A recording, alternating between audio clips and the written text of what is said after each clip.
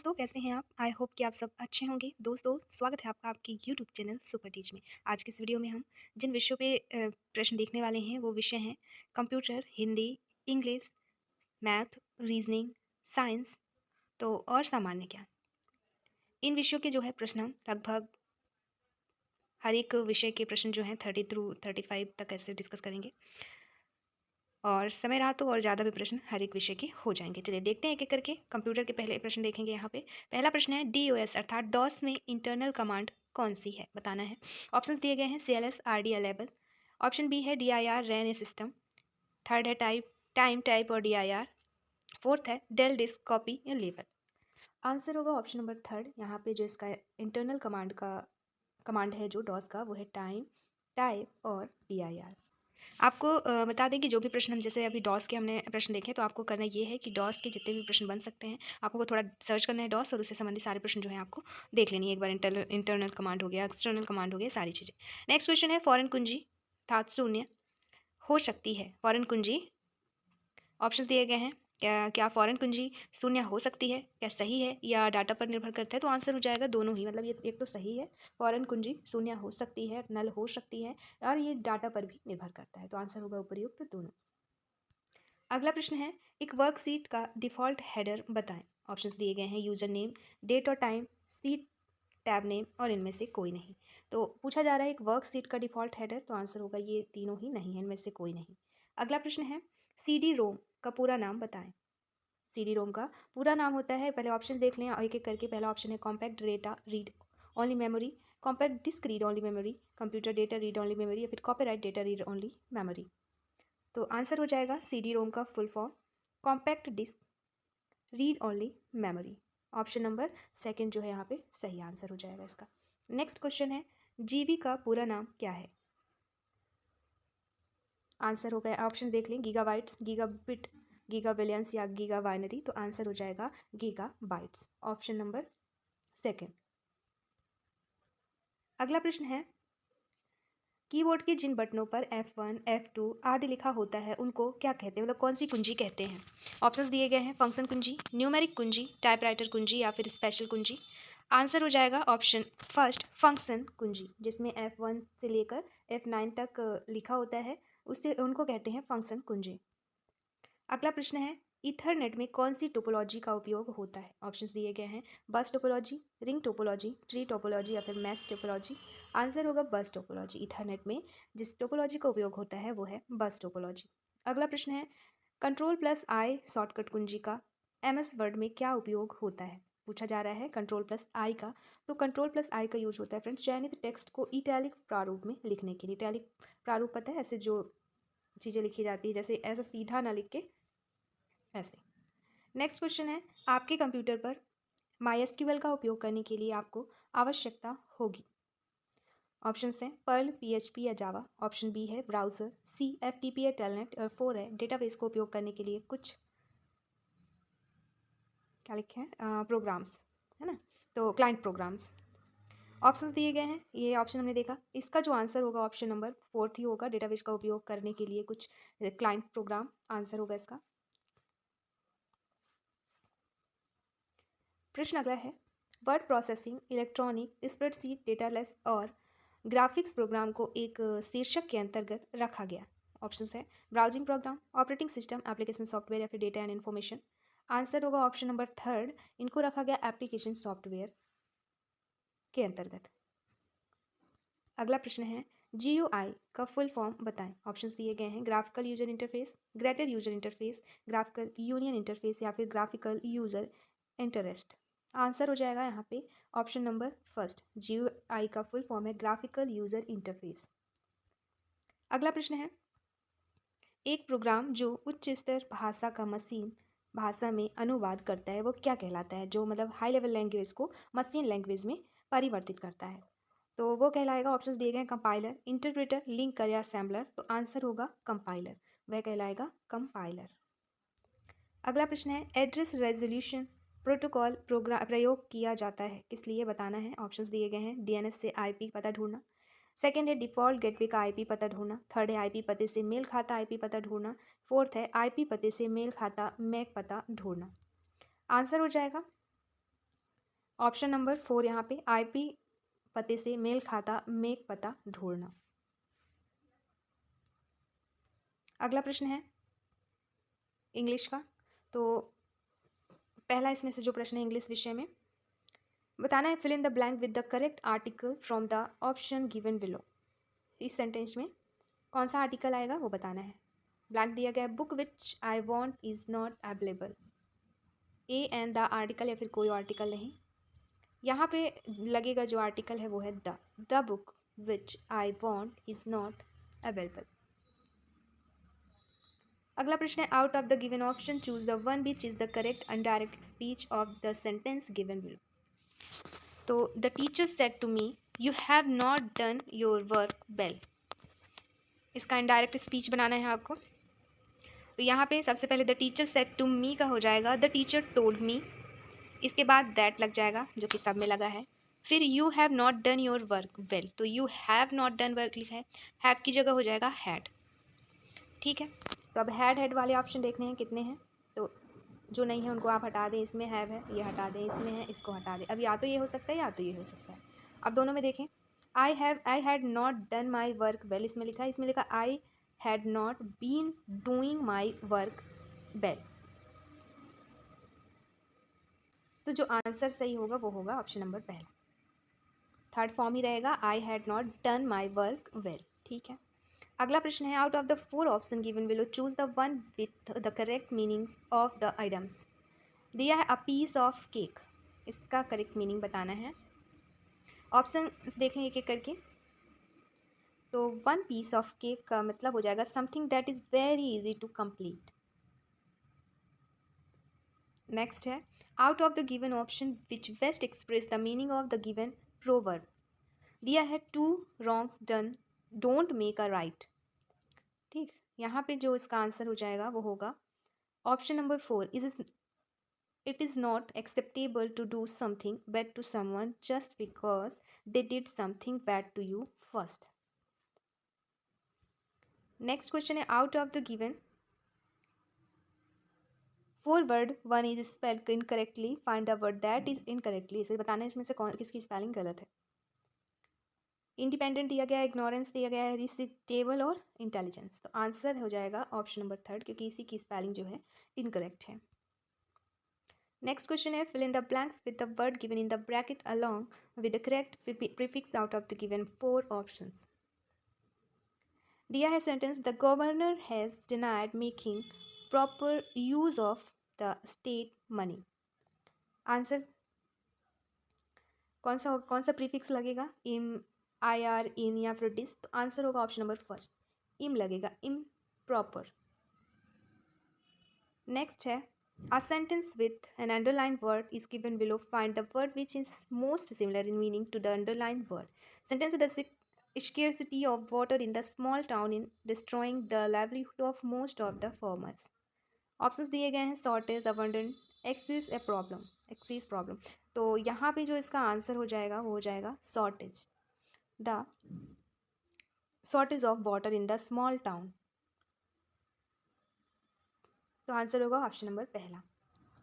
Next question है, a sentence with an underline word in given is given below, find the word which is opposite to the highlighted word from the given options। sentence है, even when she became rich and famous she never forgot her humble background। Options हैं gentle, polite, proud या famous। तो यहाँ पे हो जाएगा proud। अगला question है, 2 सेंटेंस दिए गए हैं, are given below with a blank in each, fill in the blanks with a pair of suitable words from the 4 option for each blank respectively. First है, as Valence entered the chapel and advanced toward the, यहाँ पे बताना क्या होगा, he saw a woman kneeling in prayer। although the cost of making phone calls is going up, the charge for connecting to the internet will not।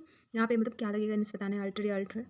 First हो जाएगा alter, option number जो सही होगा वो होगा fourth, alter and altar. Option number 4 यहाँ पे सही हो जाएगा इसका आंसर। नेक्स्ट क्वेश्चन है, choose a word that can be replaced for the given sentence. दिया है allowance paid to by for legal separation. Option है ऑफेंस, एलिगेशन, डाउरी या एलिमनी। आंसर होगा alimony. Allowance paid to wife on legal separation में alimony pay करनी होती है। Option हो जाएगा ऑप्शन नंबर 4। नेक्स्ट क्वेश्चन है fill in the blanks with the correct set of preposition. Sentence है most children remain depend their parents while they are, कौन सा प्रीपोजिशन होगा इसके बाद, university. Most children remain depends on their parents while they are at university हो जाएगा option number first यहाँ पे सही आंसर। नेक्स्ट क्वेश्चन है a sentence with an underline phrasal verb is given below out of the 4 options choose the one which can be आपका substitute for the given phrasal verb। sentence है the fireman had to break into the room to rescue the children। options देखिए तो answer जो हो जाएगा वो होगा option number second inter forcibly। the fireman had to enter forcibly the room to rescue the children। next question है two sentences are given below. Choose the correct conjunctions to join these given sentences to form a meaningful whole. There are a lot of shops won't accept checks. You have a blank card with you. यहाँ पे जो conjunction लगेगा वो है इसे join करने के लिए इन दो सेंटेंसेस को, वो है unless a lot of shops won't accept checks unless you have a banker card with you। Next है out of the given options choose the one which is the correct passive voice of the sentence given below। sentence है I remember my father taking me to the theater। passive voice में इसको change करना है हो जाएगा इसका I remember being taken to the theater by my father। Option number first यहाँ पे सही आंसर हो जाएगा। अब हम देखेंगे हिंदी के प्रश्न दिया है यद्यपि उदाहरण है किस संधि का बताना है। ऑप्शन है दीर्घ स्वर संधि, वृद्धि स्वर संधि, यण स्वर संधि या अयादि स्वर संधि। तो यहाँ पे जो इसका आंसर होगा वो होगा यण स्वर संधि। यदि धन आपे इसका विच्छेद होगा और संधि होगा यण स्वर संधि। Option number third. अगला प्रश्न है किसके पीछे कोई कहानी या घटना होती है। ऑप्शन से मुहावरे, लोकोक्ति, तुकांत, काव्य, छड़गीत। आंसर होगा लोकोक्ति। हर एक लोकोक्ति के पीछे कोई कहानी या कोई घटना होती है। अगला प्रश्न है माली आवत देख के कलियन करी पुकार, फूले फूले चुन लिए काली हमारी बारे में कौन सा अलंकार है बताना है। तो यहाँ पे जो अलंकार लगा हुआ है वो है अनयोक्ति अलंकार। अगला प्रश्न है उसने परीक्षा दी किंतु उसे सफलता नहीं मिली। इस वाक्य यह कौन सा वाक्य है बताना है। सरल वाक्य है, संयुक्त है, मिश्र या फिर विधिवाचक है। तो उसने परीक्षा दी किंतु उसे सफलता नहीं मिली, तो ये है एक संयुक्त वाक्य। अगला प्रश्न है ठंडा गरम किस समास का उदाहरण है। ऑप्शंस दिए गए हैं द्वंद्व समास, द्विगु समास, तत्पुरुष समास या अव्ययभाव समास।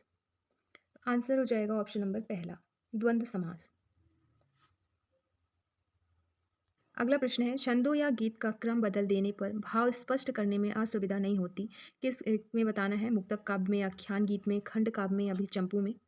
तो आंसर होगा मुक्तक काव्य में। मुक्तक काव्य में छंदों या गीत का क्रम बदल देने से भाव स्पष्ट करने में कोई असुविधा नहीं होती। अगला प्रश्न है कौन सी पत्रिका का प्रकाशन मध्य प्रदेश से संबंधित है। ऑप्शन दिए गए हैं साक्षात्कार, समीक्षा, नया ज्ञानोदय या फिर दस्तावेज। तो वो है आंसर पहला साक्षात्कार। यह पत्रिका जो है इसका प्रकाशन मध्य प्रदेश में होता है। अगला प्रश्न है निम्नांकित में कौन भिन्नार्थक नहीं है। ऑप्शन दिए गए हैं गाय बछेरू, रोटी चपाती, प्रचार प्रसार, उर्दू फारसी। तो भिन्नार्थक नहीं है वो है रोटी चपाती,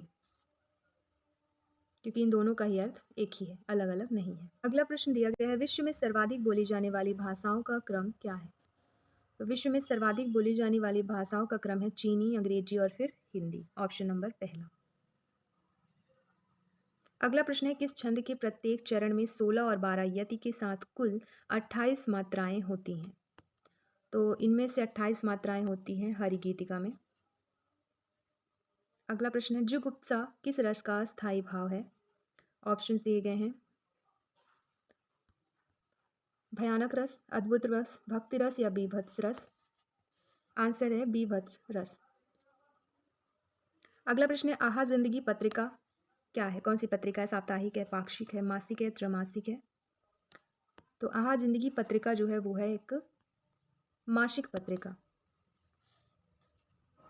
अगला प्रश्न, आलंबन के भेद बताएं।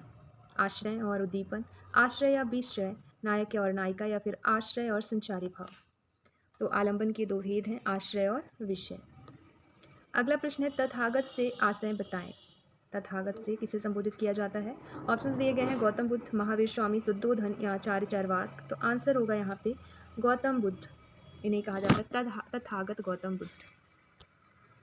आप डिस्कस करेंगे जनरल नॉलेज के प्रश्न। प्रश्न है पहला, उज्जैनी और महिष्मती इसके महत्वपूर्ण नगर थे। ऑप्शन है पूर्वी मालवा, पश्चिमी मालवा, उत्तरी मालवा या फिर दक्षिणी मालवा। तो उज्जैनी और महिष्मती की बात हो रही है, ये पश्चिमी मालवा के महत्वपूर्ण नगर थे। तो आंसर होगा ऑप्शन नंबर दूसरा। अगला प्रश्न है, सुनील केवट की किस खेल से संबंधित हैं? ऑप्शन है cricket, hockey, football, kayaking, canoeing. तो आंसर होगा कायाकिंग, कैनोइंग।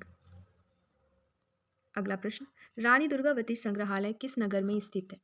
ऑप्शन हैं भोपाल, जबलपुर, मंदसौर, खरगोन। बात हो रही है रानी दुर्गावती की, तो ये जबलपुर से संबंधित है, मतलब रानी दुर्गावती का संग्रहालय जो है जबलपुर में बना हुआ है। अगला है, भारत में न्यूज़ प्रिंट कारखाने कहाँ पे हैं? ऑप्शन से नेपानगर, होशंगाबाद, मंडला या इंदौर। तो न्यूज़ प्रिंट कारखाने बने हुए हैं नेपानगर में। नेक्स्ट क्वेश्चन है, साकेत रामायण कला संग्रहालय निम्न में से कहाँ पर स्थित है? ऑप्शंस दिए गए हैं, चंदेरी, ओरछा, उज्जैन या मैहर। तो साकेत रामायण कला संग्रहालय की बात हो रही है, ये ओरछा में स्थित है। अगला प्रश्न है, फेन वन्य जीव अभयारण्य किस जिले में स्थित है? ऑप्शन है मंडला, झाबुआ, जबलपुर, धार। तो ये स्थित है मंडला जिले में। अगला प्रश्न है, गजरथ महोत्सव कहाँ मनाया जाता है? ऑप्शन दिए गए हैं, भोपाल, गुना, सागर या देवास। तो आंसर होगा गुना में। गजरथ महोत्सव गुना में मनाया जाता है। अगला प्रश्न है, माही परियोजना किस जिले में स्थित है? किस जिले में है माही परियोजना? ऑप्शन से इंदौर, धार, शहडोल, भोपाल। आंसर हो जाएगा धार जिले में। अगला प्रश्न है, रने जलप्रपात किस नदी पर बना है? ऑप्शन हैं नर्मदा, केन, बेतवा या सोन। तो आंसर होगा केन। रने जलप्रपात जो है केन नदी पर स्थित है। अगला प्रश्न है, मध्य प्रदेश की ऊर्जा राजधानी के नाम से कौन प्रसिद्ध है? कौन सा जिला? तो ऑप्शन है जैसे जबलपुर, छिंदवाड़ा, उज्जैन, सिंगरौली। तो सिंगरौली ही जो है प्रसिद्ध है मध्य प्रदेश की ऊर्जा राजधानी के नाम से। अगला प्रश्न है, मध्य प्रदेश विद्युत नियामक प्राधिकरण का कार्यालय किस नाम से प्रसिद्ध है? ऑप्शन है ऊर्जा भवन, यातायात भवन, शौर्य भवन या फिर विद्युत भवन।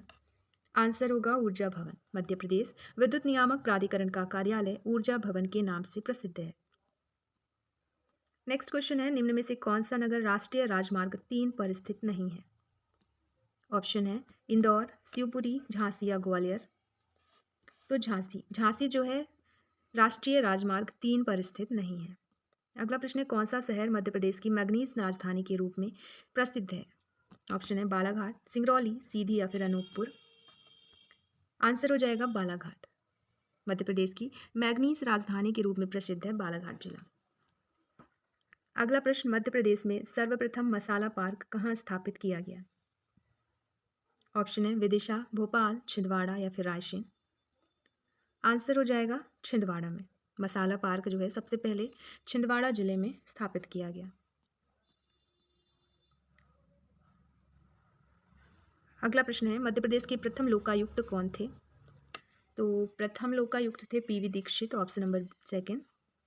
नेक्स्ट क्वेश्चन है, 51वां जिला आगरमालवा किस वर्ष में बनाया गया? मध्य प्रदेश का 51वां जिला बनाया गया 2013 में। अब मैथ के सवाल आ चुके हैं और रीजनिंग के, इन्हें हम बाद में डिस्कस करेंगे, इससे पहले साइंस के प्रश्न देख लेते हैं। प्रश्न है, 500 चक्र ध्वनि की श्रव्य आवृत्ति के लिए मॉड्युलित तरंग आयाम में उपयुक्त वाहक आवृत्ति कितनी होगी? तो ये होगी 50,000 साइकिल्स प्रति सेकेंड। नेक्स्ट है, निम्नलिखित में से कौन सा टाइफाइड का कारक है? ऑप्शन है जीवाणु, विषाणु, कवक या एक कोषीय। टाइफाइड का कारक है फ्रेंड्स जीवाणु अर्थात बैक्टीरिया।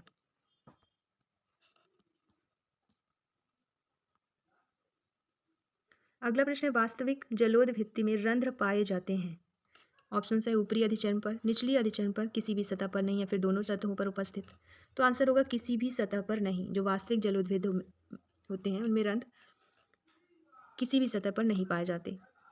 अगला प्रश्न है जठर रस को रोकना और जठर रस, अग्नाशयी रस एवं पित्त रस के स्रावण को प्रेरित करने वाला हार्मोन बताएं। तो ये हार्मोन्स हैं एंटेरोगेस्टेरोन, गैस्ट्रीन, पेनक्रियोजाइमिन एवं CCK।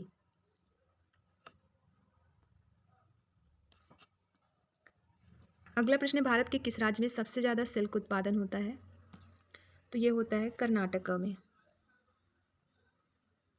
नेक्स्ट क्वेश्चन है किस गैस में ध्वनि की गति v है तथा गैस के अणुओं का RMS वेग c है और Cp/Cv इक्वल टू बाय है, तो v और c का अनुपात बताना है। v c का अनुपात हो जाएगा √/3, ऑप्शन नंबर 4। अगला प्रश्न है दो सदिश दिए गए हैं, जब लंबवत हो तो क्या परिणाम होगा? स्क्रीन पे देख पा रहे होंगे दो सदिश, एक ये हो गया, एक ये हो गया, तो यहाँ पे परिणाम आएगा b इक्वल टू -4। अगला प्रश्न है रस्सियाँ तथा गलीचे बनाने हेतु कौन सा रेशा लेते हैं? तो रस्सियाँ और गलीचे बनाने के लिए पॉलीप्रोपिलीन का यूज होता है। आंसर होगा ऑप्शन सेकेंड। अगला प्रश्न है एक धातु की प्लेट जिसकी मोटाई और एक तरफ सतह क्षेत्रफल है, इसे दो समानांतर प्लेट वायु संधारित्रक के मध्य रखते हैं। इन प्लेटों के मध्य की दूरी तथा सतह क्षेत्रफल है, तो तुल्य धारिता बतानी है। आंसर जो हो जाएगा वो है आपका ऑप्शन नंबर 3। अगला प्रश्न है वायुमंडलीय दाब पर HF, H2S और NH3 के क्वथनांक का सही क्रम बताएं। तो इनका जो सही क्रम होगा सबसे पहले HF, फिर ग्रेटर NH3, फिर ग्रेटर H2S। नेक्स्ट है कॉपर पायराइट के निष्कर्षण के दौरान प्राप्त धातुमल मुख्यतः किससे बना होता है? तो ये बना होता है FeSiO3 से। नेक्स्ट है एक यौगिक AX/BY में बताना है, इसका आंसर क्या होगा? तो उस यौगिक का जो आंसर होगा वो है ऑप्शन नंबर सेकेंड। A के तुल्यांक इक्वल टू B के तुल्यांक इक्वल टू AX/BY के तुल्यांक। अगला प्रश्न है जब मुख्य क्वांटम संख्या n का मान 3 है तो द्विगंसी क्वांटम संख्या I व चुंबकीय क्वांटम संख्या m के अनुमानित मान होते हैं, बताना है। तो यहाँ पे जो आंसर हो जाएगा वो होगा ऑप्शन नंबर पहला।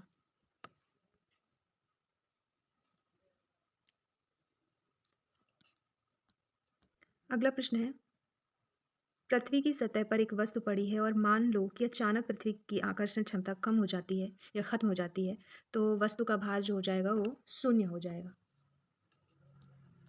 अब सॉल्व करेंगे रीजनिंग के प्रश्न, इसके बाद अंत में मैथ के क्वेश्चन। रीजनिंग का पहला प्रश्न है टॉम बिंदु P से पूर्व की ओर 10 मील चलता है, वह फिर दाएं मुड़ता है और 5 मील चलता है और दोबारा दाएं मुड़ता है और 5 मील चलता है। टॉम जिस बिंदु पर खड़ा है उस बिंदु P उससे किस दिशा में है, बताना है। कैसे हल करते हैं इन्हें हल करने का बहुत आसान तरीका है। सबसे पहले इसके लिए आपको पता होना चाहिए ईस्ट वेस्ट नॉर्थ साउथ किधर होता है, तो आपको ऐसे प्लस बनाना है, ठीक है। इधर साइड होता है ईस्ट अर्थात पूर्व, फिर इधर होता है वेस्ट मतलब पश्चिम, ऊपर की साइड होता है नॉर्थ अर्थात उत्तर, और दक्षिण नीचे की साइड हो जाता है साउथ मतलब दक्षिण, ठीक है। East west north south. अब करना क्या है, बोला गया है वैसे वैसे करते जाना। जैसे टॉम बिंदु P से, कहीं पे बिंदु होगी एक P, ठीक, बिंदु P से पूर्व की ओर 10 मील चलता है। इस बिंदु से पूर्व किधर होगा, इधर होगा। आप कितनी भी दूरी तक बना के 10 मील वहाँ पे लिख दें, ठीक, 10। फिर वह फिर दाएं मुड़ता है। अब यहाँ से दाएं बाएं का कॉन्सेप्ट भी पता होना चाहिए। यहाँ से आपको खुद को रखेंगे, जैसे आपने यहाँ से चलना स्टार्ट किया, यहाँ से चलना स्टार्ट किया, जब इधर आप जा रहे हैं तो आपका जो दायां होगा यहाँ से इधर होगा और इधर बायां होगा। तो यहाँ पे बोल रहा है फिर दाएं मुड़ता है और 5 मील चलता है। जब 10 के लिए हमने इतनी लंबी लाइन बनाई है तो 5 के लिए इससे आधा बनाएंगे, तो आधा हो जाएगा इतना ही, ठीक है। यहाँ पे 5 मील चला और दोबारा दाएं मुड़ता है और 5 मील फिर चलता है। अब यहाँ से अगर आप इधर चल रहे हैं तो इसका दायां किधर होगा, इधर होगा। तो इधर से क्या बोला, 5 मील चलता है। जब ये पूरी लाइन 10 की है तो इसकी आधी ही होगी 5, तो यहाँ तक अपन बना लेते हैं, ये हो गया 5 मील चलता है। अब बोला जिस बिंदु पर खड़ा है, मतलब यहाँ पे अब ये चला तो यहाँ पे वो खड़ा है, ठीक है, और यहाँ से वो चला था। तो बिंदु P उससे किस दिशा में है। अब यहाँ से जो है बताना है ये किस दिशा में है, तो यहाँ पे आपको प्लस फिर से बनाना है, ठीक। और अब देखना है कि ये P किस दिशा में है। तो ये किस दिशा में है, ये हो गया नॉर्थ अर्थात उत्तर, ये हो गया वेस्ट मीन्स पश्चिम। तो पश्चिम और उत्तर के बीच में, तो क्या हो जाएगा, उत्तर पश्चिम इसका आंसर। ऐसे हल करते हैं इन दिशा वाले क्वेश्चंस को। अगला प्रश्न दिया गया है रिलेशन चैप्टर से। एक तस्वीर में एक आदमी की ओर इशारा करते हुए एक महिला ने कहा, वह मेरे ससुर के इकलौते पोते की पत्नी के ससुर हैं। वह आदमी उस महिला से कैसे संबंधित है। इनको भी हल करने का कुछ तरीका है।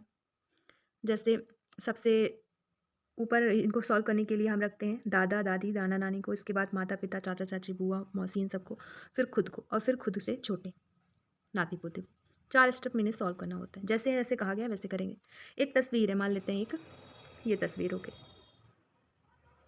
इसकी ओर इशारा करते हुए एक महिला ने कहा, ठीक, महिला ने कहा, वह मतलब ये इसके मतलब महिला के ससुर के इकलौते पोते, मतलब महिला के ससुर का इकलौता पोता कौन हुआ, महिला का लड़का, ठीक।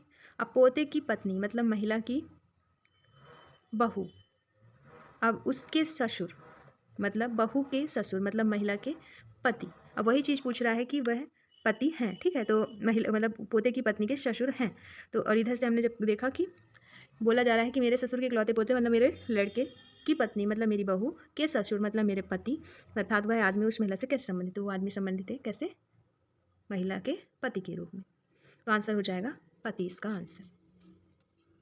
फिर अगला प्रश्न देखें। अगला प्रश्न क्या कहता है।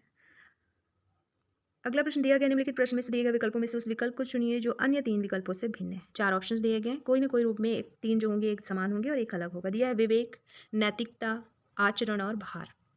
तो यहाँ पे साफ साफ दिख रहा है भार जो है एकदम डिफरेंट है, बाकी विवेक नैतिकता आचरण सभी की चीज़ है, और ये भार अलग इंडिकेट कर रहा है वजन को लेकर।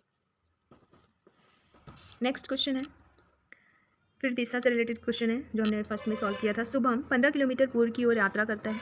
वह उत्तर की ओर मुड़ता है और 15 किलोमीटर की यात्रा करता है। फिर वह पश्चिम की ओर मुड़ता है और 15 किलोमीटर की यात्रा करता है। वह प्रारंभिक बिंदु से कितनी दूरी पर है। अब ईस्ट वेस्ट नॉर्थ साउथ का कॉन्सेप्ट क्लियर हो चुका होगा और दाएं और बाएं का, बस इसे हल कर देते हैं फटाफट। बोला है शुभम 15 किलोमीटर पूर्व की ओर यात्रा करता है। किसी पॉइंट में है शुभम, ये हो गया 15 किलोमीटर यात्रा करता है पूर्व की ओर, ये हो गया 15 किलोमीटर। वह उत्तर की ओर मुड़ता है और 15 किलोमीटर यात्रा करता है। यहाँ से उत्तर जो है, यहाँ से उत्तर किधर होगा, इधर 15 किलोमीटर फिर यात्रा करता है, ठीक है। फिर वह पश्चिम की ओर मुड़ता है और 15 किलोमीटर की यात्रा करता है। अब यहाँ से वो पश्चिम की ओर मुड़ता है, तो यहाँ से पश्चिम किधर होगा, इधर होगा। अब चूंकि ये लाइन 15 किलोमीटर की, इतनी बड़ी लाइन बना देंगे, वो 15 किलोमीटर की ही रहेगी, तो वो भी हो जाएगी 15 किलोमीटर की। बोला पश्चिम की ओर मुड़ता है और 15 किलोमीटर की यात्रा करता है। अब बात पूछा है वह प्रारंभिक बिंदु जो कि ये है से कितनी दूरी पर है, तो ये दूरी बतानी है। अभी वो यहाँ पे है, शुरू में यहाँ पे था, इसकी दूरी बतानी है।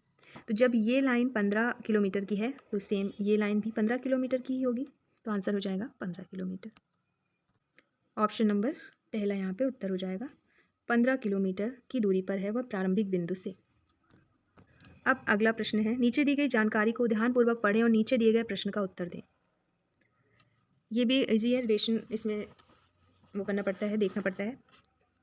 जैसे P डिवाइडेड Q दिया है तो इसका अर्थ है P Q का पुत्र है। इन प्रश्नों में करना ये होता है कि इनको सबसे पहले लिख लेना होता है कि जैसे डिवाइड का मतलब क्या कह रहा है, ठीक है। सबसे पहले आप रफ कॉपी में इसको जैसे P डिवाइड Q, यहाँ पे ऐसे आपको लिख देना है। बोला है P Q का पुत्र है, तो P Q किसका पुत्र है, Q का।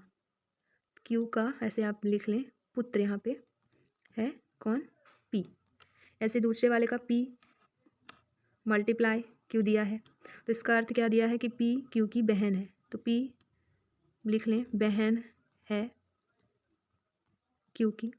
ऐसे ही पी प्लस क्यू का लिख लेना है अर्थ, पी क्यू का भाई है, और ऐसे ही पी माइनस। आगे इसे आपको हल करना है, ये दिया गया है टी इंटू आर प्लस भी माइनस एस। बताना है कि इसका टी का एस से क्या संबंध है। तो टी इंटू आर का मतलब, इंटू का मतलब देखें क्या है, टी पी इंटू क्यू दिया था तो इसका मतलब था पी क्यू की बहन है, तो टी इंटू आर दिया है तो आपको यहाँ पे मानना पड़ेगा कि टी आर की बहन है। ठीक है, तो अब यहाँ पे अपन बनाते हैं टी आर की बहन है, सिस्टर यहाँ पे लिख लें आप। फिर आर प्लस भी का मतलब है आर पी क्यू का भाई बोला है तो मतलब आर भी का भाई है, तो ये भाई है किसका, भी का। मैं यहाँ पे बॉयज़ के लिए एस मार्क लगाती हूँ और गर्ल्स के लिए माइनस, इसलिए मैंने ये किया है। फिर भी माइनस एस बोल रहा है, तो माइनस का मतलब क्या है, पी क्यू की माँ है, तो यहाँ पे हो जाएगा भी एस की माँ है, तो भी माँ है किसकी, एस की। अब रिलेशन पूछा है टी और एस का, पूछा है कि टी का एस से क्या संबंध है। अब ये और ये दोनों बहन है, ये इनका भाई है। अब बहन का जो लड़का या लड़की जो भी हो जाए, इसमें जेंडर डिफाइन नहीं किया गया है, तो बहन का लड़का या लड़की, लेकिन पूछा है टी का एस से क्या संबंध है, मतलब ये क्या है एस की, तो ये कौन है, माँ की बहन मतलब मौसी, तो आंसर हो जाएगा ऑप्शन नंबर 3 मौसी। अगला प्रश्न है निष्कर्ष एवं कथन से। इसके कुछ नियम होते हैं जो जानना ज़रूरी होते हैं, पर यहाँ पे अभी हम शॉर्ट में देख लेते हैं। जो थोड़ा बहुत नियम है वो हम यहाँ पे डिस्कस भी कर लेंगे। निर्देश दिया गया है, नीचे दिए गए प्रश्न में कुछ कथन और उसके बाद कुछ निष्कर्ष दिए गए हैं। आपको दिए गए कथनों को सत्य मानना है और भले ही वे सर्वज्ञात तथ्यों से भिन्न प्रतीत होते हों। सभी निष्कर्षों को पढ़िए, फिर तय कीजिए कि निष्कर्षों में से कौन सा तर्कसंगत रूप से अनुसरण करता है, चाहे सर्वज्ञात तथ्य कुछ भी हो। कथन कहा गया है कि कुछ कमीज मोजे हैं, कोई मोजे लाल नहीं है। निष्कर्ष में दिया है कुछ मोजे कमीज हैं और कोई कमीज लाल नहीं है। तो इन्हें एक सर्कल बना के सॉल्व किया जाता है। जो चीज़ें अगर हम कहते हैं कि ये पूरा का पूरा वो है, तो एक को अंदर कर देंगे और इसको बाहर, तो यहाँ पे कहा जाएगा कि ये चीज़ पूरा का पूरा ये है या इसके अंदर है। और अगर इसके बारे में कहा जाए तो इसका ये कुछ भाग है किसका, इसका। तो ऐसे इसे हल करते हैं। अब हम दो गोले बनाएंगे क्योंकि दो कथन दिए गए हैं। पहले कथन में बोला गया कुछ कमीज मोजे हैं, तो इसके लिए कुछ कमीज मोजे हैं बोला गया है, तो ऐसे बनेगा इसका वो स्ट्रक्चर। कुछ कमीज का के लिख लेते हैं, मोजे हैं। ठीक, कोई मोजे लाल नहीं है। अब यहाँ पे तो मोजे और कमीज का है, लाल का है ही नहीं, लेकिन मोजे का तो है। मोजे कोई मोजे लाल नहीं है, यहाँ पे हम लाल का अलग से बनाएंगे और ये जो है नहीं है, ऐसे कर लेंगे, कोई मोजे लाल नहीं है। अब हल कैसे करते हैं, दिया है पहला निष्कर्ष कुछ मोजे कमीज हैं, तो मोजे और कमीज का रिलेशन बोल रहा है कि कुछ मोजे कमीज हैं, तो जाहिर सी बात है कुछ मोजे तो कमीज हैं, ये देखें आप, कुछ मोजे कमीज हैं, तो ये तो सही हो जाएगा। दूसरा बोला कोई कमीज लाल नहीं है। अब बोला है कि कोई कमीज लाल नहीं है, तो आंसर यहाँ पे लाल का जो रिलेशन है सिर्फ मोजे के साथ डिफाइन किया गया था। कमीज के साथ ना तो कोई कहा गया था, ना कुछ कहा गया था, ना सब कहा गया था, मतलब कोई मतलब ही नहीं रखा गया था। तो यहाँ पे कुछ भी कहना क्या है, कोई मायने नहीं रखेगा, मतलब ये हो जाएगा आपका गलत, क्योंकि इनका इनका कोई संबंध ही नहीं है, तो यहाँ पे इसका कुछ भी आंसर नहीं आएगा। मतलब इसमें जो हो जाएगा आंसर ऑप्शन नंबर पहला सही हो जाएगा बस। अर्थात ऑप्शन केवल निष्कर्ष 1 जो है सही है। ऐसे हल करते हैं इससे, बाकी बहुत सारे नियम हैं, थोड़ा इस चैप्टर के लिए पढ़ना पड़ेगा। नेक्स्ट क्वेश्चन है, ये भी क्वेश्चन पूछा जाता है, मतलब जितने भी, हालांकि जितने भी प्रश्न दिए हैं पूछे जाते हैं, सारे टॉपिक से एक एक प्रश्न, दो दो जिससे हो सका। इसे कैसे सॉल्व करते हैं बस ये देखते चलेंगे हम। दिया किसी निश्चित कोड में हर आइडिया हैज़ मेरिट को लिखते हैं फ ल बू ना, तो ये ऐसे इन्हें लिखना पड़ेगा आपको। क्या इसकी थोड़ी सी प्रोसेस जो है लंबी है, बाकी ईजी है काफ़ी ज़्यादा। इसे आप अगर आपको सॉल्व करना होगा तो आप कमेंट में बताइएगा, तो हम सॉल्व करा देंगे अलग से।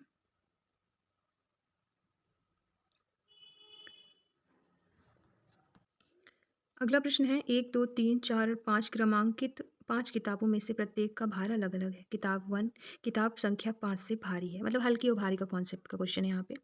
तो आप चाहें तो ऊपर साइड हल्की चीज़ रख सकते हैं, या नीचे भारी, या फिर नीचे भारी या ऊपर नीचे हल्की या ऊपर भारी। तो हम यहाँ पे रखेंगे ऊपर भारी चीज़ें और नीचे हल्की। बोला है कि किताब संख्या 1 किताब संख्या 5 से भारी है, तो आप 1 को 5 के ऊपर कर दें। ठीक है, किताब संख्या भारी है, इधर हम भारी चीज़ें लिखेंगे और नीचे हल्की। आप चाहें तो यहाँ पे ऐसे लिख लें।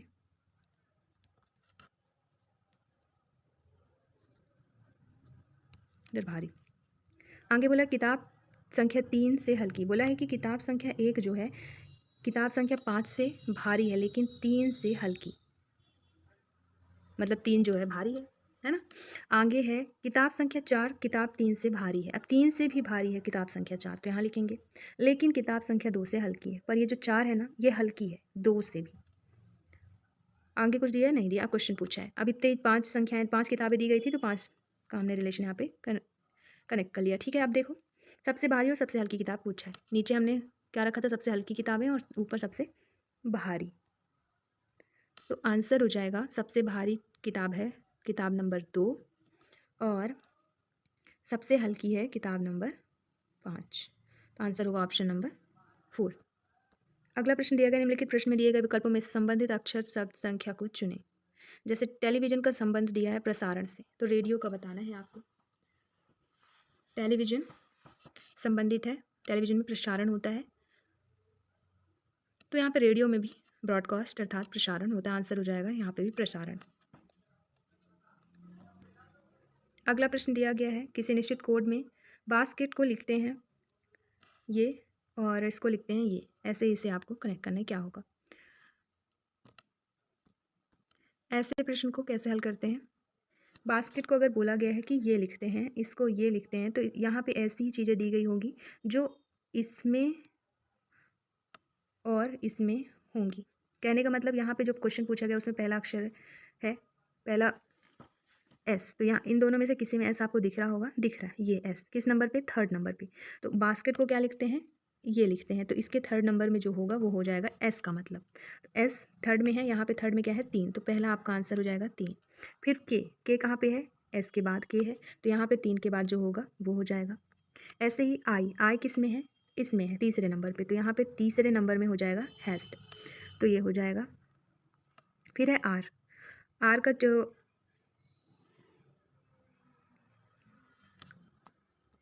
सॉरी यहाँ पे जो ये जो नहीं होगा, ये थर्ड पे स्टार बना हुआ है, तीसरे नंबर पे स्टार दिया है, तो ये यहाँ पे स्टार आ जाएगा। फिर है आर कहाँ पे है, ये सेकंड नंबर पे, तो सेकंड में आर में क्या है, यहाँ पे सेकंड में हो जाएगा 4। नेक्स्ट है टी कहाँ पे दिया गया है, फर्स्ट नंबर में, तो फर्स्ट नंबर में क्या है 1, तो ये हो जाएगा 1। अब आप सोचेंगे टी इसमें भी है टी इसमें भी है, तो जब दोनों में रहेगा ना, तो दोनों का जो कोड होगा वो सेम होगा। तो यहाँ पे भी टी का देखेंगे आप 1 दिख रहा होगा, यहाँ पे भी टी का देख रहे हैं 1 दिखा, तो 1 आपको लिख देना। अब ये हो जाएगा आपका आंसर, जिस ऑप्शन में ये हो वो सही हो जाएगा। तो ये किस में है, 3% स्टार 41, ऑप्शन नंबर पहला। ऐसे हल करते हैं प्रश्नों को। अब है अगला प्रश्न, निम्नलिखित बेन आरेख का अध्ययन करें और दिए गए प्रश्न का उत्तर दें। क्वेश्चन है, कौन सा अक्षर एक पुरुष राजनेता का प्रतिनिधित्व करता है, मतलब इनमें से कौन सा सर्कल है, कौन सा अक्षर है इन सर्कल में जो दिए गए हैं वो पुरुष, क्योंकि पुरुष का सर्कल अलग है, राजनेता का अलग है, डॉक्टर का अलग है, तो बोला है कि क्या पुरुष और राजनेता का प्रतिनिधित्व दोनों का मतलब करता है, तो दोनों का जो कर रहा हो। तो आंसर जो हो जाएगा, देखो इनमें से पुरुष में कौन कौन से हैं, ए बी डी और एफ, लेकिन ए होगा नहीं क्योंकि सिर्फ पुरुषों का कर रहा है, बी होगा नहीं क्योंकि ये पुरुष और डॉक्टर का प्रतिनिधित्व कर रहा है। अब बचा डी, तो डी ये तीनों का कर रहा है, लेकिन यहाँ पे सिर्फ 2 चीज़ों का पूछा है, तो बच गया क्या, एफ। आंसर होगा एफ, जो कि सिर्फ पुरुष और राजनेता को इंडिकेट कर रहा है, ठीक है, रिप्रेजेंट कर रहा है। तो आंसर हो जाएगा एफ, यहाँ पे आंसर ऑप्शन नंबर पहला। अगला प्रश्न है, निर्देश दिए गए हैं, यदि प्लस का अर्थ इंटू है, माइनस का डिवाइड है, इंटू का अर्थ है माइनस और डिवाइड का अर्थ है प्लस, तो दी गई जानकारी इनमें उत्तर आपको देना है। ठीक है, कहने का मतलब ये जो दिया गया है हल करने के लिए आपको 100 + 5/13 × 43, तो जहाँ पे प्लस है तो यहाँ पे इसमें देखना है प्लस का मतलब वहाँ पे क्या कहा गया है। तो प्लस का मतलब वहाँ पे कहा गया है इंटू, तो आपको फिर से खुद से लिखना है 100, प्लस को प्लस ना लिख के प्लस का जो अर्थ कहा गया वो लिखना है, मतलब इंटू 5, ठीक है। फिर डिवाइड, तो डिवाइड ना लिख के डिवाइड को जो कहा गया होगा वो लिखना है। डिवाइड को यहाँ पे देख पा रहे होंगे आप, प्लस कहा गया है तो प्लस लिख दें। फिर 13 के बाद इंटू है, तो इंटू को इंटू नहीं लिखना है, इंटू को जो कहा गया होगा, जो अर्थ दिया गया होगा वो लिखना है। तो यहाँ पे देख पा रहे होंगे आप, इंटू का अर्थ है माइनस, तो माइनस लिखना है और 43। अब इसे हल करना है। इसको हल भी करने का एक तरीका होता है, उसी तरीके से जब करेंगे तो ये आंसर सही आएगा। वो तरीका है मैथ का बॉडमास। बॉडमास फॉर्मूला का यूज़ करके ऐसे प्रश्नों को हल किया जाता है जिसमें प्लस माइनस डिवाइड सारी चीज़ें होती हैं। सबसे पहले उसमें सॉल्व करना होता है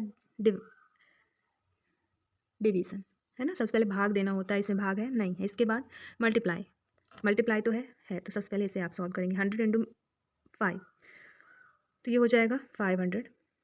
इसके बाद प्लस या माइनस में से कोई भी सॉल्व कर सकते हैं, तो प्लस 13 और माइनस 43।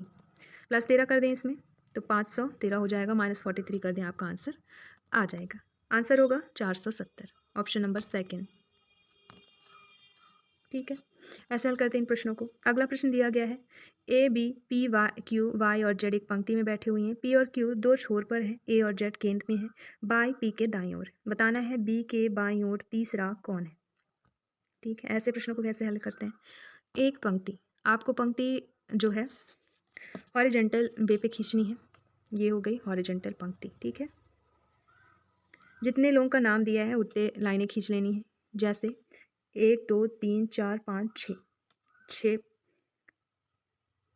तो 6 आपको ये बना लेनी है, 2 3 4 5 और ये 6। हमेशा जब डायरेक्शन ना दिया हो तो आपको नॉर्थ साइड इनका फेस बनाना है। अगर ये इधर करके वैसे बैठे हुए हैं तो इनका फेस नॉर्थ साइड कहलाएगा। ठीक है, इधर इनका राइट होगा, इधर इनका लेफ्ट होगा। अब आगे बोला है पी और क्यू दो छोर पर हैं, तो इनका एक छोर ये है, एक छोर ये है। तो पी और क्यू दो छोर पर है।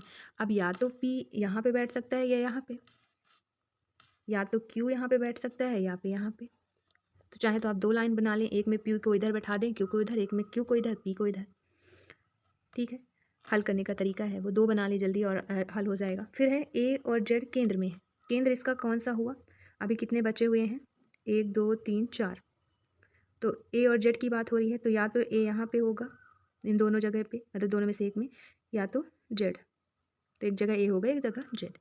तो ऐसे ही जब आप दूसरी लाइन बनाए होते तो उसमें एक जगह ए को रख देते, एक जगह जेड को, एक जगह जेड को और एक जगह ए को। फिर बोला है बाई पी के दाईं ओर है। यहाँ से चीज़ें क्लियर हो जाएगी। क्यों, क्योंकि इधर दायां है इधर बायां है, बोला है वाई जो है पी के दाईं ओर है।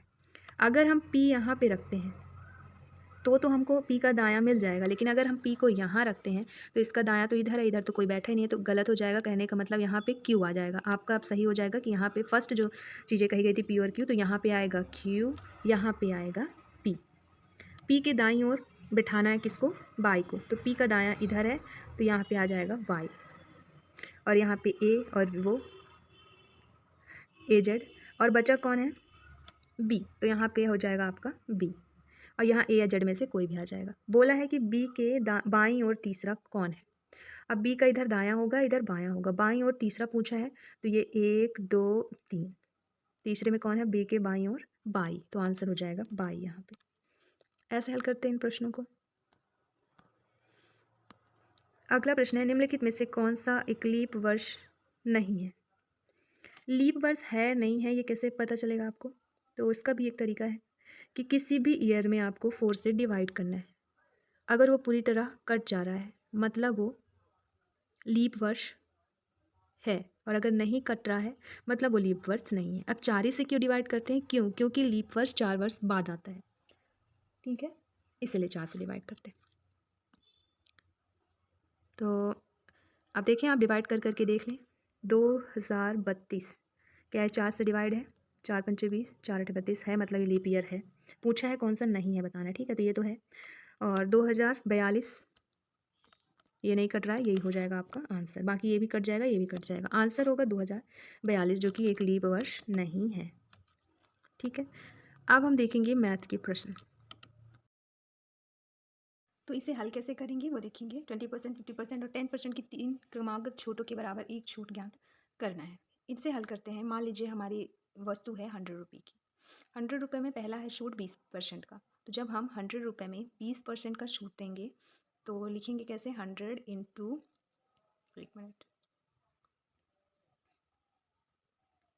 100 20% का छूट दे देंगे, मतलब 100 माइनस 20%, तो हो जाएगा यहाँ पे 80 अपॉन 100। फिर 15% मतलब 85 अपॉन 100। फिर 10% का छूट मतलब 90%। तो ऐसे ये हल करने का ऐसे प्रश्नों का तरीका होता है। 100 से 100 कट जाएगा, एक ज़ीरो से एक ज़ीरो से ये कट गया। अब इन तीनों का मल्टीप्लाई करके डिवाइड 100 करना है। तीनों को मल्टीप्लाई करें, मल्टीप्लाई करने के बाद आएगा 61 पॉइंट मतलब 6120 डिवाइड 100 करेंगे तो क्या आ जाएगा 61.20। तो अब इससे जो है आपको 100 से माइनस करना है, जिससे आपका ये आंसर जो है आ जाएगा। तो 61.20 को माइनस करेंगे 100 से, 083 क्या आया 38.80। यहाँ पे हो जाएगा आपका आंसर ऑप्शन नंबर 4। अगला प्रश्न देखेंगे। अगला प्रश्न दिया गया है, एक माँ की कार्य क्षमता अपनी बेटी से 3 गुनी है। यदि बेटी एक काम को 15 दिन में पूरा करती है तो उसी काम को माँ और बेटी एक साथ कितने दिनों में पूरा करेंगे। समय और कार्य का प्रश्न है, कार्य क्षमता कह सकते हैं। तो यहाँ पे मान लीजिए माँ की कार्य क्षमता दिया गया है बेटी से 3 गुनी, तो यहाँ पे आप लिखें जैसे मदर एंड डॉटर। अगर इनकी कार्य क्षमता मान लेते हैं x है तो इनकी होगी 3x, 3 गुना ज़्यादा लिखा है जो कि यहाँ पे। आगे बोला गया है कि एक बेटी एक काम को 15 दिनों में पूरा कर सकती है। मान लेते हैं वो एक काम को 15 दिनों में पूरा कर सकती है, मतलब एक दिन में वो उस काम का 1/15 भाग करती है। कौन? बेटी। और माँ तो उससे 3 गुना काम निपटा, मतलब उनके पास, माँ के पास जो क्षमता है 3 गुना क्षमता है, तो जाहिर सी बात है माँ उसी काम को 1/5 में ही कंप्लीट कर देंगी। अब आगे बोला है उसी कार्य को माँ और बेटी एक साथ कितने दिनों में पूरा करेंगी। अब ये इनका काम हो गया। इन दोनों को बोला एक साथ मिलके, तो दोनों को कर देंगे ऐड और कर देंगे सॉल्व। 15 और 5 का एलसीएम होगा 15। एलसीएम कैसे निकालते हैं, तो 5 और 15 यहाँ पे आप लिखेंगे। सबसे छोटी संख्या से इसे डिवाइड करना शुरू कर देंगे। 2 से नहीं कटेगा, 3 से एक ही कट पाएगा, 5 से है दोनों कट जाएगा। 3 से भी काटना चाहे एक बार 3 से काट दें, फिर अगला 5 से काटना ही पड़ेगा, तो हो जाएगा। आप 5 से काटेंगे, 5 1 1 जा 5 और 5 3 जा ये, इन दोनों का मल्टीप्लाई होगा, आ जाएगा 15 एलसीएम। 15 एलसीएम हो गया। अब इससे कैसे हल करते हैं, तो 5 का जो है डिवाइड करते हैं इससे, फिर जो आता है इसे मल्टीप्लाई करते हैं अंश से। ऊपर के भाग को अंश, नीचे के भाग को हर कहते हैं। तो यहाँ पे आ जाएगा 3, 5 3 जा 15 और इसका मल्टीप्लाई 1 से, तो 3 इंटू 1 3, फिर प्लस की जगह प्लस। अब 15 का 15 से डिवाइड करेंगे तो 1 आएगा, और 1 का 1 से मल्टीप्लाई करेंगे तो 1 आएगा। अब यहाँ पे क्या सो हो रहा है, 3 + 1/15, मतलब 3 और 1 जोड़ेंगे तो आ जाएगा 4/15। ये क्या है, ये इनकी कार्य क्षमता है 4/15। लेकिन पूछा क्या है कितने दिनों में पूरा करेंगी, तो इसे आप अपोजिट कर देंगी 15/4, तो इससे आ जाता है इनका दिन। ये है एक दिन का और ये कार्य क्षमता है, अपोजिट करेंगे तो इतने दिनों में इस काम को ये कंप्लीट करेंगे। तो आ जाएगा आंसर ऑप्शन नंबर सेकंड 15/4। अगला प्रश्न है, एक संख्या का 75% दूसरी संख्या के 3/7 के समान है। ऐसे प्रश्नों को कैसे हल करते हैं, दिया है एक संख्या का संख्या मान लेते हैं x है, का मतलब होता है मल्टीप्लाई, 75 और प्रतिशत का मतलब होता है प्रति, मतलब बटे 100, तो मतलब 100। ठीक, इतने लाइन का ये मतलब निकल के आया। एक संख्या का, एक संख्या हमने माना x का मतलब इंटू 75% मतलब 75, प्रति मतलब बटे, शत मतलब 100, 75%, ये हमने इस लाइन का ये यहाँ पे लिखा। समान है मतलब यहाँ पे आप बराबर लिखेंगे। दूसरी संख्या के 3/7 के समान, दूसरी संख्या मान लेते हैं y है, के का मतलब वही मल्टीप्लाई, दूसरी संख्या के 3/7 के ये समान है। पहली और दूसरी संख्या के बीच क्रमशः अनुपात बताना है। इसे हल करेंगे, आंसर आ जाएगा। हल कैसे करेंगे, इन्हें अगर कट रहे हैं तो इन्हें काट दें, ये 5 से कट जाएगा, 5 1 जा 5 और 5 5 जा 25। ठीक है, 15 आ गया ऊपर, यहाँ पे 5 2 जा 10 और 0 20, फिर 5 से कट जाएगा, 5 3 जा 15 और 5 4 जा। ठीक, और अब कटेगा क्या, 3/4 आ गया, x इंटू 3/4। अब ये नहीं कटेगा, दोनों ही कटते तो काटते, लेकिन दोनों अब यहाँ पे सिर्फ एक एक कटेंगे अगर कटेंगे तो। अब यहाँ पे 3/7 दिया गया है एक साइड, अब इसको क्या है अनुपात में कैसे करते हैं, तो x ये बाई बराबर के उस पार है, अगर इस पार लाएंगे तो इधर x के बटे में हो जाएगा, तो इधर हो जाएगा बाई बराबर बराबर के बाद जो लिखा है पहले उसे लिखेंगे 3/7 और फिर जो x के साथ ये जो है उधर जाएंगे तो मल्टीप्लाई हो जाएंगे। अगर अपोजिट में लिख के मल्टीप्लाई मतलब यहाँ पे ये 3/4 है तो 4/3 हो जाएगा। अब इसे आप हल कर देंगे तो क्या आएगा 12/21। इसे काट करेंगे तो कितना कितना आएगा 4/7। मतलब यहाँ पे आया x/बाई बराबर 4/7। हम 4/7 को बटे को अनुपात में भी लिख सकते हैं, मतलब 4/7। तो यही हो जाएगा आपका आंसर 4/7, ऑप्शन नंबर पहला। ऐसे हल करते हैं इन प्रश्नों को। अगला प्रश्न है यदि प्रथम 100 प्राकृत संख्या, इसे बाद में देखेंगे। नेक्स्ट है यदि m का 10% n के 20% के समान है तो m अनुपाते n बराबर है। इस सेम क्वेश्चन था इसलिए इसे पहले सॉल्व कर रहे हैं। तो ये इसे कैसे सॉल्व करेंगे, अभी जैसे हमने सॉल्व किया। m का मतलब m का इंटू मल्टीप्लाई 10% मतलब 10/7 मतलब 100 10%। n के 20% के समान है, फिर वही समान है मतलब बराबर n के, अब यहाँ पे n के मतलब मल्टीप्लाई 20% 20/100 बराबर है, तो वही अनुपात बताना है यहाँ पे भी। कट करना चाहें कट कर दें, 0 0 0 से 0 बचा क्या इधर 1/10 2/10 n इधर आएगा बराबर के इस पार तो n बटे में हो जाएगा। फिर इधर बचा क्या है 2/10 मल्टीप्लाई नीचे का जो 10 दिया है ये ऊपर लिखा जाएगा और ऊपर का 1 नीचे। 10 से 10 कैंसिल, बचा क्या 2/1 मतलब m अनुपाते n बराबर हो जाएगा 2/1। आंसर होगा आपका ऑप्शन नंबर पहला 2/1। अगला प्रश्न है सारणी दी गई है 3 अलग अलग वर्षों में 2 अलग अलग सेनाओं में भर्ती होने वाले सैनिकों की संख्या दी गई है।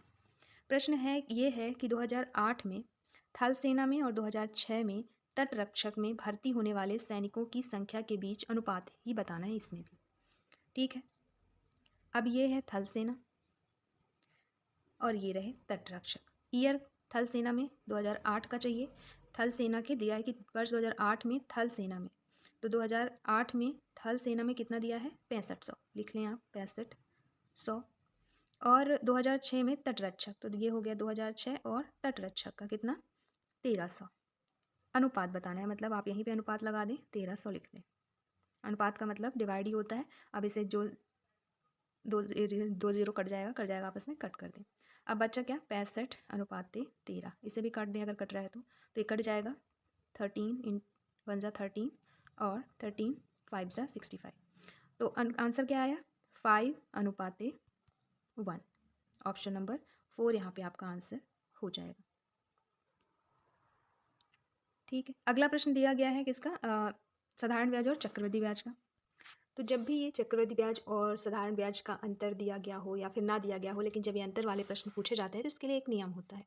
नियम क्या होता है कि अंतर बराबर, आप नियम लिख लें, ये प्रश्न हमेशा पूछा जाता है, इक्वल टू मूलधन मतलब जो पूछा गया है, ठीक, मूलधन मल्टीप्लाई यहाँ पे आपका दर होता है, ये जो वार्षिक ब्याज दर बटे 100 और यहाँ पे आपका होता है समय अर्थात वर्ष। तो ये आपका नियम होता है, मूलधन गुणे दर बटे समय, दर बटे 100 इंटू ब्रैकेट क्लोज समय। इसी फॉर्मूला में आपको पुट करना है इसे। 10% वार्षिक ब्याज, अंतर पहले लिख लें 200,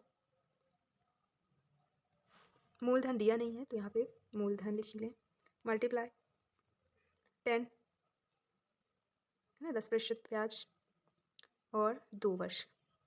अब इसे आप हल कर दें, हल करेंगे तो क्या आ जाएगा 200 बराबर मूलधन, अब ये 2 बार लिखा है मतलब 10 इंटू 10 एक 2 बार और फिर ये 100 इंटू 100 2 बार, ऐसे लिख देंगे। आगे हल करेंगे तो 200 जो इक्वल टू के उस बार जो संख्या ऊपर थी वो नीचे चली जाएंगी और जो नीचे थी वो ऊपर, ऊपर क्या था 10 इंटू 10 और नीचे 100 इंटू 100। ठीक, इसे हल कर देंगे, 1 0 से 1 0 1 0 से 1 0, नीचे कुछ बचा नहीं, अब इसको मल्टीप्लाई कर दें तो क्या है 200 इंटू 100 कितना आ जाएगा 20,000। इसका आंसर ऑप्शन नंबर क्या होगा सही 4। तो ऐसे हल करते हैं अंतर वाले प्रश्नों को चक्रवृद्धि और साधारण ब्याज के टॉपिक से। तो प्रायिकता के ऐसे प्रश्नों को हल कैसे करते हैं वो देखेंगे। इसमें एक थोड़ा सा कैलकुलेशन ज़्यादा हो जाएगा क्योंकि इसमें बोल दिया गया है कि सभी स्वरों के एक साथ ना आने की प्रायिकता क्या है। आप सबसे पहले इसे काउंट करें, टोटल कितने हैं? ABRIDGE टोटल कितने हैं? 7। तो अपॉन में हो जाएगा टोटल व्यवस्थाएं 7। तो ये टोटल व्यवस्थाएं की टोटल 7 उसमें व्यवस्थित कर सकते हैं। फिर इसमें से बोला है कि जो है सभी स्वर एक साथ ना आए। तो अपन को ऊपर क्या करना पड़ेगा? सभी स्वर एक साथ ना आए में टोटल जो स्वर हैं उनको पहले हटाएं। तो स्वर कितने हैं? 3। तो इन 3 स्वर को आप पहले इकट्ठा कर दें यहाँ पे 3, और बाकी बचे कितने? 4। तो 4 और 3 का एक ये स्वर 5। तो इससे जो है आपको सॉल्व करना है। इसे कैसे सॉल्व करते हैं? 5 को 1 तक ले जाना होगा। 4 3 2 1, फिर ऐसे ही 3 2 1, और नीचे ये 7 को 1 तक। इसे हल करेंगे तो इसका आंसर जो आएगा यहाँ पे 120 इन प्लस 6।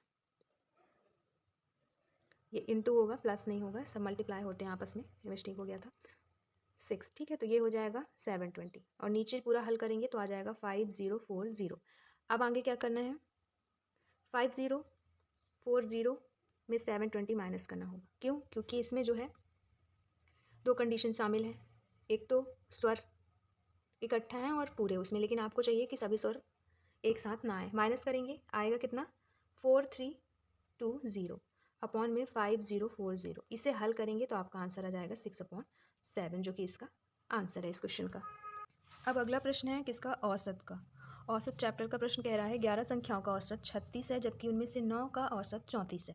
यदि शेष 2 संख्याओं का अनुपात 2:3 है तो छोटी संख्या का मान बताना है आपको। ऐसे प्रश्नों को हल कैसे करते हैं? 11 संख्याओं का औसत 36 है, तो टोटल हो जाएगा 11 इंटू 36, ठीक है। फिर 9 औसत का 34 है, मतलब 9 इंटू 34। हल करेंगे, 11 इंटू 36 का आएगा 396, और 9 इंटू 34 का आएगा 306। ये है 11 का, ये है 9 का, तो बचे 2। मतलब अगर हम 11 में से 9 हटा दें तो 2 का आ जाएगा, बिल्कुल आ जाएगा। कितना बचा? 0 9, मतलब 90। 2 का हो गया 90। यहाँ पे 2 संख्याओं का अनुपात दिया है और ये टोटल हमारे पास है। इससे अलग अलग निकल आएगा, बिल्कुल निकल आएगा।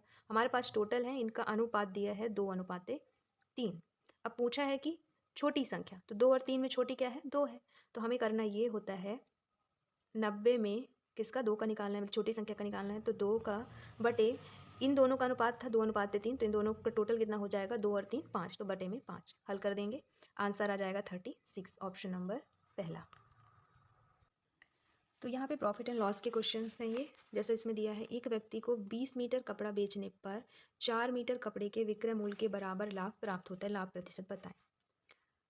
तो सबसे पहले तो कपड़ा बेचने पर, तो 20 मीटर इसका मान लेते हैं विक्रय मूल्य, ठीक है। 20, 4 मीटर कपड़े के विक्रय मूल्य के बराबर लाभ, तो यहाँ पे ये 4 मीटर हम लाभ मानेंगे क्योंकि ऐसा कहा गया है। अब हमें लाभ प्रतिशत पूछा है। लाभ प्रतिशत के लिए हमें ज़रूरी होता है कि हमारे पास क्रय मूल्य हो, तब तो हम लाभ निकाल सकते हैं। जब हमारे पास सेल प्राइस 20, प्रॉफिट 4 है, तो इसमें से परचेस प्राइस मिल जाएगा, बिल्कुल मिल जाएगा, मतलब हमने खरीदा होगा। परचेस जो है फॉर्मूला क्या होता है? Sale price minus purchase price equal to profit. तो यहाँ पे 20 minus purchase price equal to लाभ। लाभ कितना है? 4, ठीक है। हल करेंगे तो परचेस प्राइस कितना आएगा? 16। अब इसे हल कर देंगे, लाभ प्रतिशत आ जाएगा। लाभ दिया है, लाभ प्रतिशत का फॉर्मूला होता है लाभ बटे परचेस प्राइस इंटू 100। सॉल्व करिए, 4 × 4, 4 4 × 16, और 4 का डिवाइड करेंगे 100 में तो 25, मतलब इसका जो आंसर हो जाएगा वो आएगा कितना? 25, ठीक है। तो सबसे पहले तो इसका जो फॉर्मूला होता है गोले का, बेसिक फॉर्मूला वो हो जाएगा 4/3 पाई r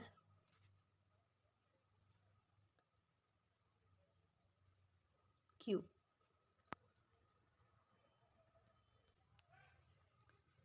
तो 4/3 पाई आर क्यूब, इसको रहन दें। अगर आर क्यूब है तो आगे चल के क्या बोल रहा है, दोगुनी कर दी जाए, अर्थात 2r क्यूब कर दी जाए, तो ये 2 का क्या हो जाएगा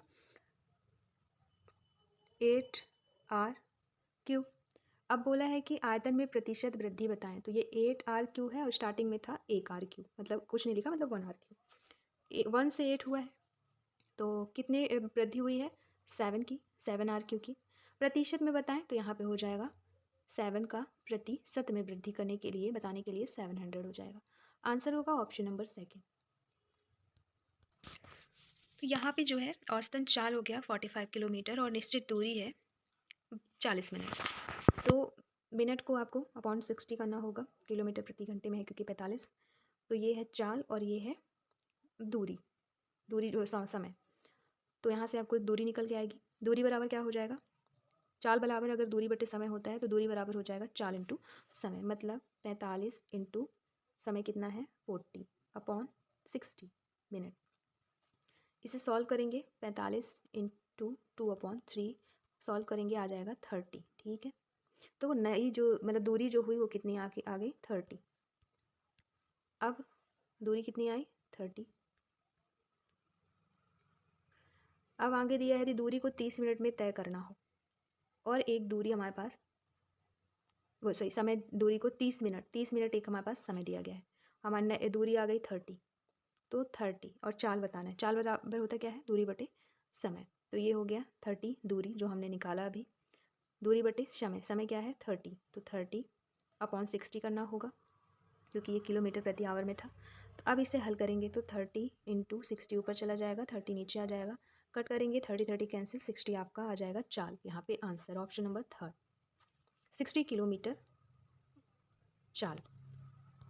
इसे सॉल्व करके आप कमेंट में आंसर बताएंगे, बाकी आप फिर अगर इसको सॉल्व करना होगा तो आप कमेंट करिएगा, हम बता देंगे। अगला प्रश्न है, पिता और पुत्र की वर्तमान आयु का अनुपात क्रमशः 6:1 है। 4 वर्ष बाद उनकी आयु का अनुपात 4:1 हो जाता है, तो पुत्र की वर्तमान आयु बतानी है।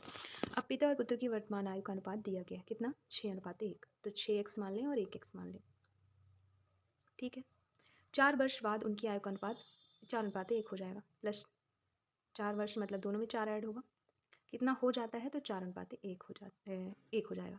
अब इसे आपको हल कर देना है। यहाँ पे होता है तिर्यक गुणा, जब भी कोई ऐसी कंडीशन आती है। तिर्यक गुणा मतलब इसका इसके साथ गुणा और इसका इन सब के साथ गुणा, है ना, तो इनका इन सब के साथ, इसका इन सब के साथ। एक का सबके साथ गुणा होगा तो वही आ जाएगा 6x + 4 इक्वल टू अब हो जाएगा, और इस 4 का इनके साथ होगा तो 4x + 16।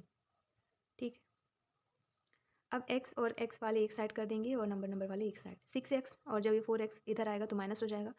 जो भी इक्वल टू किस उस पार जाता है तो वो साइन जो है अपोजिट हो जाता है। जैसे इधर अगर 6x 4x इधर आएगा तो -4x हो जाएगा, तो बचा कितना 2x। अब जब इधर 16 है, इधर क्या है 4 है, तो इक्वल टू के उस साइड जाएगा तो वो भी माइनस में हो जाएगा, तो 16 में 4 चला जाएगा तो माइनस मतलब चला जाएगा तो 12 आ जाएगा, तो बराबर 12। अब 2x = 12 है। अब इसे और आगे हल करेंगे तो x = 12 अपॉन 2 आ जाएगा, 2 से 12 को कैंसिल करेंगे 6 आ जाएगा, x = आएगा 6। पूछा क्या है क्वेश्चन में कि पुत्र की वर्तमान आयु बताएं।